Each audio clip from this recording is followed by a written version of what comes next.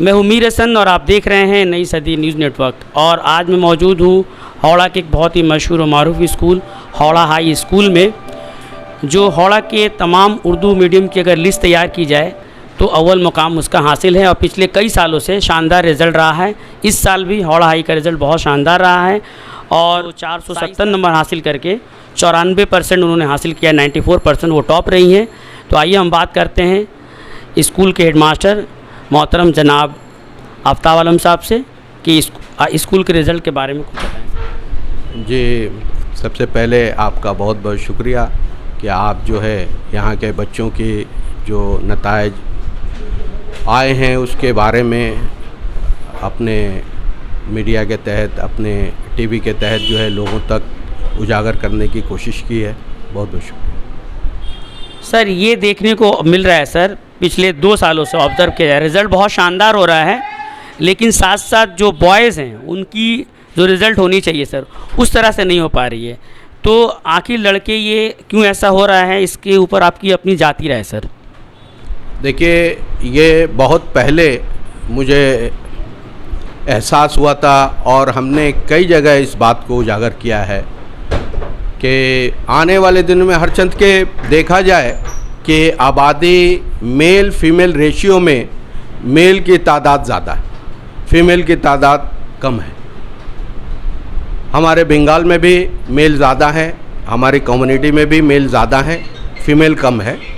लेकिन यहाँ जब तालीम की बात आती है, स्कूल की बात आती है, तो हम देखते हैं कि यहाँ पर बच्चियों की तादाद स्कूलों में ज़्यादा है और रिज़ल्ट भी वो ज़्यादा बेहतर कर रही हैं लड़कों के मुकाबले में।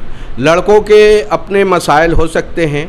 एक जो मेरे निगाह से गुज़रता है या गुज़र रहा है वो उस सिलसिले में बात कर दूं कि बहुत सारे बच्चे ऐसे हैं और गार्जियन भी महसूस करते हैं एक ज़माने से कि अगर हमारे यहाँ लड़का हुआ तो रोज़ी रोटी का मसला हल हो जाएगा। तो उनको जैसे ही वो 15 साल 18 साल के होते हैं उनके ऊपर एक ज़िम्मेदारी आयद हो जाती है। वो बहनों के बारे में सोचने लगते हैं, वो घर के बारे में सोचने लगते हैं। बहुत सारे ऐसे बच्चे जो हमारे स्कूल में पढ़ते हैं वो कभी कभी बताते कि सर मैं दिन के वक्त जो है, मैंने एक मरतबा उनसे ज़िक्र किया कि तुम एब्सेंट इतना क्यों करते हो?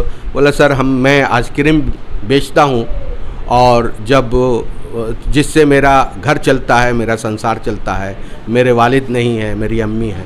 तो मुझे बहुत अफसोस लगा ये सुन के कि इस बच्चे में लगन है पढ़ने की, पढ़ाई के वो पढ़ना चाहता है, उसमें लगन है तालीम हासिल करने का, लेकिन उसके साथ मजबूरी है।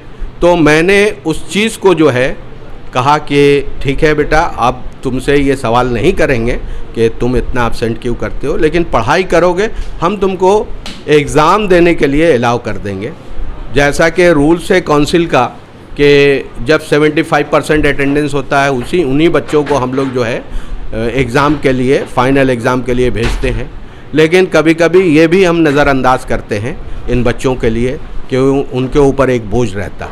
दूसरी बात कि कुछ बच्चे तो ऐसे भी हैं जो अपनी लापरवाही की वजह से वो अच्छा रिज़ल्ट नहीं कर पा रहे हैं, लेकिन कुछ बच्चे बहुत अच्छा पढ़ रहे हैं। मैं वो उनको मुबारकबाद देता हूँ, लेकिन उनके ऊपर चूँकि ज़िम्मेदारी है इसलिए उनके रिज़ल्ट लड़कियों के मुकाबले में बहुत अच्छे नहीं हो रहे। आखिरी सवाल सर, जैसा कि मैं भी इस स्कूल का तालिब इल्म रह चुका हूँ, तो बहुत खुशी होती है कि साइंस और आर्ट्स का शोबा है लेकिन कॉमर्स का शोबा नहीं है सर। इस बारे में आपकी क्या राय है सर, या कब तक ये हो पाएगा सर मुमकिन? इन साल कॉमर्स का जो है हम लोगों को काउंसिल ने परमिशन दे दिया, लेकिन टीचर अब तक के नहीं दे पाया।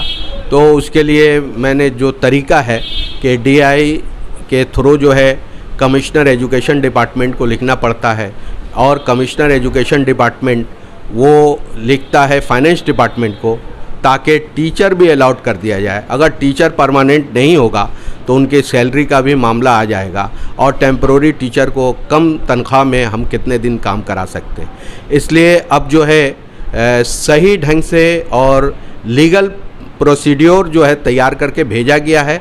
इंशाल्लाह इन साल अगर लेट तक हो गया इंक्वायरी तो अगले साल तो ज़रूर कॉमर्स का सेक्शन खुल जाएगा। हमारा रूम तैयार है, हमारा इंफ्रास्ट्रक्चर, दूसरे चीज़ जो है वो सब तैयार है, और सिर्फ वहाँ से टीचर और परमिशन, सब्जेक्ट परमिशन हमको मिल गया है, लेकिन टीचर नहीं मिलने की वजह से हम इस साल नहीं खोल पा रहे हैं। अगले साल इंशाल्लाह खोल देंगे।